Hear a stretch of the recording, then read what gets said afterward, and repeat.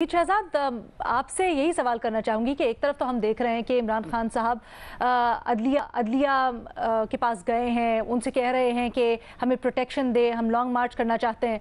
दूसरी तरफ हम ये भी देख रहे हैं कि इदारों पर एतमाद नहीं है उनको। यूएन जो आज यूएन की ह्यूमन राइट्स कमीशन को लेटर लिखा शीरी मज़ारी साहिबा ने, वो इसी चीज़ की अक्कासी करता है। आप इस सारे को किस तरह देख रहे हैं? क्या बहुत बड़ा कॉन्फ्लिक्ट नहीं है? देखिए अलीना, एक तो एक्सप्लेन किया अभी साफी साहब ने भी और रीमा ने भी, यूएन पे जाना कोई गलत नहीं है और इसको गलत रंग में पेश नहीं करना चाहिए, लेकिन मेरे ख्याल से बड़ा अनफॉर्चुनेट है जितना पॉलिटिकल टेम्परेचर हमारा बढ़ गया है कि हम किसी इदारे पे यकीन करने के लिए इस वक्त तैयार नहीं है। जिस मुल्क में इदारे फाल हो और आज़ाद हो वहां पे मेरे ख्याल से जरूरत नहीं पड़नी चाहिए कि आप यूनाइटेड नेशन को लिखें, क्योंकि अगर आपकी तरफ से कोई ज्यादती हुई है, जैसे कोर्ट अभी हम बात करें कंटेम्प्ट ऑफ कोर्ट के हवाले से, इस केस के हवाले से, तो वो भी अदालत उस पर फैसला दे सकती है।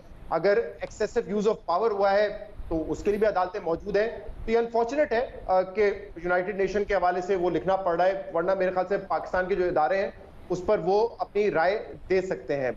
और यहाँ कहीं ना कहीं ये मेरे ख्याल से एतमाद नहीं है उनको कि शायद कोर्ट की तरफ से कोई हमारे हक में रिस्पॉन्स आ सकता है या हुकूमत के खिलाफ कोई बात हो सकती है, शायद इस वजह से उन्होंने यूनाइटेड नेशन को लिखा होगा। लेकिन देखिए, इस सारी बहस में इस वक्त मसला जो है ना वो सियासी है, और सियासी जो पॉलिटिकल टेम्परेचर है उसको कम करने की जरूरत है। जो हॉक्स है वो पीछे बैठे हैं, जो डव्स है वो आगे आए।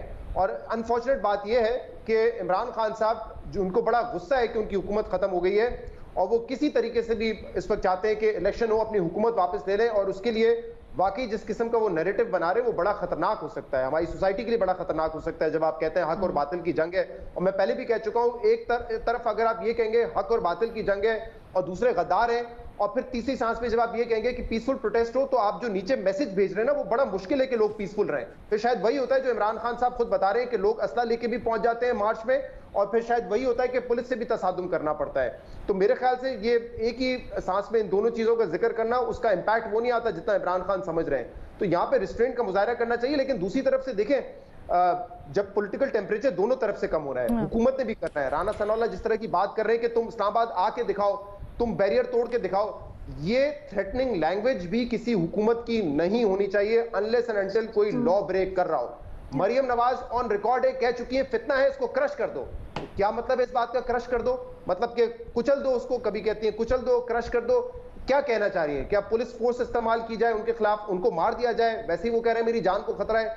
तो मेरे ख्याल से ये टेम्परेचर कम करने की जरूरत है, और इसमें इस वक्त इमरान खान साहब को भी सोचना है कि अगर उन्होंने इलेक्शन की तरफ भी मामलात को लेके जाना है, वो अपनी स्ट्रीट पावर इस्तेमाल कर चुके हैं, वो कितने पॉपुलर है अवाम जानती है, लेकिन जब तक उनके पास सियासी हिकमत अमली नहीं होगी उनको सियासी मैदान में नुकसान होता रहेगा, जैसे कि अब भी हो रहा है। ना उनके पास लीडर ऑफ द ऑपोजिशन रहा, ना उनके पास वजीर आजम की कुर्सी रही, ना उनके पास वजीर आला पंजाब रहा। इसके अलावा इस वक्त जो लोग पार्लियामेंट में बैठे हुए हैं वो उन कवानीन को तब्दील कर रहे हैं जो पाकिस्तान तहरीक इंसाफ में अपनी हुकूमत में बना के गई थी। तो अगर आप देखेंगे पॉपुलैरिटी वाइज इमरान खान शायद वो कहते हैं कि मैं बहुत मकबूल हो रहा हूँ, हो सकता है उनकी पॉपुलैरिटी में इजाफा हुआ हो, लेकिन सियासी मैदान में जब तक सियासी हिकमत अमली नहीं होगी नुकसान उन्हीं को होगा।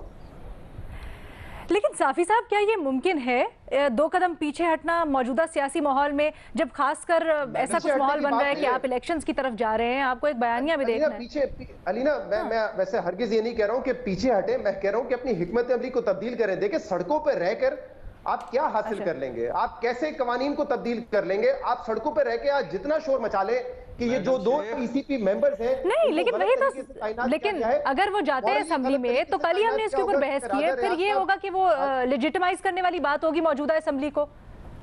मैं सवाल आपका पूरा नहीं सुन सका। देखिए, इस असेंबली को लेजिटिमाइज, तो अगर ये आप लिख के रख लें कि अगर 2 महीने तक इलेक्शन लीव है ना, ये वापस असेंबली में भी आ जाएंगे, ये भी आप लिख के रख लें। 1-2 महीने का वो टाइम गेन कर रहे हैं क्योंकि उनको कुछ उम्मीदें हैं, वो उम्मीदें पूरी नहीं होती तो ये असेंबली में भी वापस आ जाएंगे।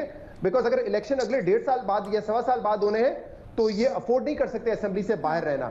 और मैं ये नहीं कह रहा हूं कि पीछे हटने की जरूरत है, मैं कह रहा हूं हिकमत अमली को चेंज करने की जरूरत है। जो 2 ईसीपी मेंबर्स इलेक्ट हुए हैं इस वक्त, या उनको नॉमिनेट किया गया है लीडर ऑफ द ऑपोजिशन और लीडर ऑफ द हाउस की तरफ से, उस पर आप जितना भी शोर मचा लें, लेकिन ये कानूनी प्रोसेस है। मॉरली राजा रियाज को नहीं होना चाहिए leader of the opposition. But कानूनी तौर पे वो है।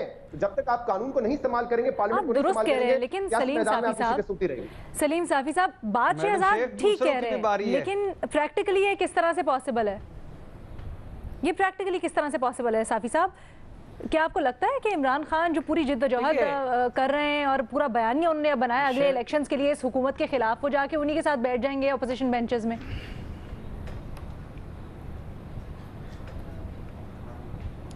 एक तो ये जद्दोजहद का लफ्ज़ खुदा के लिए हमारे उस गरीब सूबे को लूटा गया, ज़रा पता कर ले कि रोज़ाना उधर कितने दुम्बे ज़बा होते हैं, कितने ट्राउट मछलियाँ आती हैं और क्या कुछ नहीं हो रहा है इस वक्त। शाही मेहमान खाना ऑफिसर में से और वो सारे जो है वो बड़े पड़े हुए हैं, 4 सद्दा और उसके दरमियान 15 मिनट का रास्ता होता है, वो सरकारी हेलीकॉप्टर में करते हैं। ये इस तरह की जद्दोजहद तो अल्लाह ताला हर किसी को नसीब करे। पहली बात तो ये है।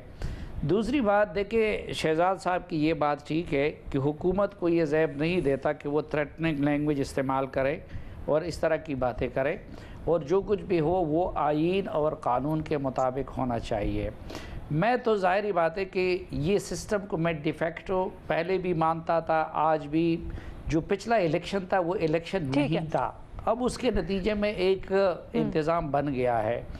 तो ये जो बार बार आप लोग कह रहे हैं ना कि इलेक्शन की फिजा और फलां और ये वो, अगर इमरान खान साहब, एक तो ये मुझे आपको लग नहीं रहा पॉसिबल